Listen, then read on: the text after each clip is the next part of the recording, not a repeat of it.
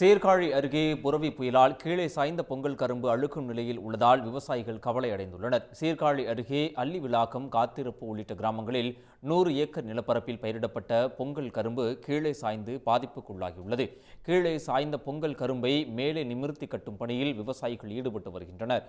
ஆனால் நிமிர்ந்தும் கரும்புகள் உடைவதாக கூறும் விவசாயிகள் பொங்கல் பண்டிகைக்கு இன்னும் சில நாட்களே உள்ளதால் என்ன செய்வதென தெரியாமல் தவித்து வருகின்றனர்.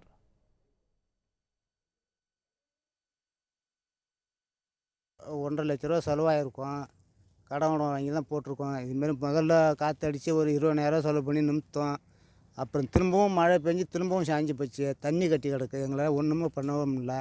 இதுமாரி எந்த அரசாங்கம் எந்த உதவி தொகையும் எங்களுக்கு இது தெரியல. தண்ணி வடிகாலும் கிடையாது. இதுமாரி இருந்துகிட்ருக்குங்க. 10 நாள் பேஞ்ச மழையில் நாங்கள் பொங்கலுக்கு போட்ட கரும்பு கடனோட ஒன்று வாங்கி போட்டு நாங்கள் செலவு பண்ணியிருக்கோம். செலவு பண்ணி பள்ளத்தில் இவ்வளோ தண்ணி நிற்கிது. வடிகாலும் எங்களுக்கு எந்த வடிகாலும் கிடையாது.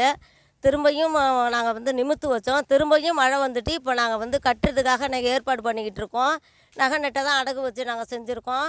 இதுவரையிலே எங்களுக்கு கவர்மெண்ட் எந்த நிவாரணமும் எங்களுக்கு கொடுக்கவும் இல்லை.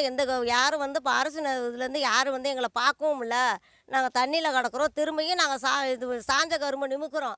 இன்னும் 1 மாதம் தான் இருக்குது இந்த கரும்பு வெட்டுறது. உடனுக்குடன் செய்திகளை தெரிந்து கொள்ள சன் நியூஸ் பெல் ஐகானை கிளிக் பண்ணுங்க.